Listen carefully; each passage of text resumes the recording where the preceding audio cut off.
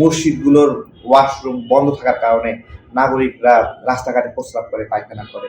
তো আমরা চেষ্টা করব এই অঞ্চলে মসজিদগুলোর সাথে একটা কমিউনিটি রিলেশন ডেভেলপ করার জন্য। যাতে করে মসজিদের ওয়াশরুমগুলো প্রত্যেকটা সময় খোলা থাকে এবং নাগরিকরা যখন তখন ব্যবহার করতে পারে। পাশাপাশি আমাদের মসজিদগুলোতে আমাদের মা-বোনরা যেতে পারে না। এটা উন্নত বিশ্বে নারীদের জন্য সুন্দর ব্যবস্থাপনা আছে ভালো, ভালো মসজিদগুলোতে। এবং মুসলিম উম্মার যেই শাসন চলছে যেসব দেশে আমাদের মায়েরা নামাজের জায়গা করতে পারে। মায়েরা বাজার, ঘাট, স্কুল, কলেজ সব করতে পারে। শুধুমাত্র নামাজের জন্য তাদের জায়গা নাই। আমরা আমাদের এখানে কমিউনিটি ভিত্তিক প্রত্যেকটা এলাকায় আমাদের মায়েদের জন্য নামাজের জন্য একটা বন্দোবস্ত করবো। যাতে এটা একটা সময় ছিল যে অর্থনৈতিকভাবে মসজিদের মধ্যে নারীদের জন্য একটা ব্যবস্থা করা কঠিন ছিল অর্থনৈতিক কারণে। আমরা ঢাকা ১২ আসনে যে মসজিদগুলো আছে এই মসজিদগুলোতে আমরা এমন একটা বন্দোবস্ত করবো যেটা নারীদের এখানে নামাজে আসার জন্য আলাদা একটা পথ থাকে, যেখানে সুন্দরভাবে নারীরা সেখানে নামাজে অংশ নিতে পারবে। দেখেন, আমাদের নারীরা কোনোদিনই তাদের জীবনকালে ৬০ বছর ৭০ বছর বাঁচা জীবনে একদিন একটা জুম্মার নামাজে অংশ নিতে পারে না। ঠিক আছে?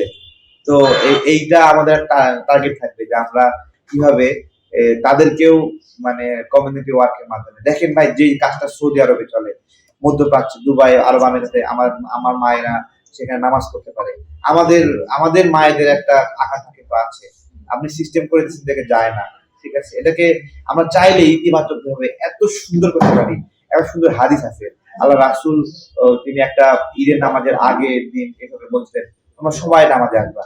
আল্লাহ রাসূলকে আপনার হলো বিবি ফাতিমা তিনি বললেন যেভাবে যে আমরাও কি আসবো?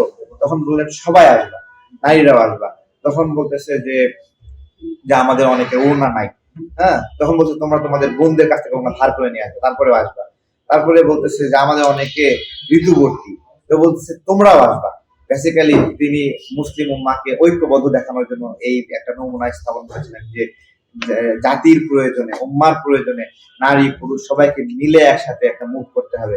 সেই জায়গা থেকে নারীদের যে নামাজের জায়গাটি আমাদের এখানে অবকাঠামোগত অনেক সমস্যার কারণে মেয়েরা ঘরে নামাজ পড়ে, আবার পুরুষরাও অনেক ধরনের বাজে আচরণ করে বা পর্দার খেলা হয়, সে কারণে নারীরা মসজিদে যায় না। আমরা চাইলেই আমাদের মেয়েদের জন্য একটা ভালো নামাজের প্রত্যেকটা বাজারে মেয়েদের নামাজের ব্যবস্থা থাকা খুবই জরুরি, খুবই জরুরি।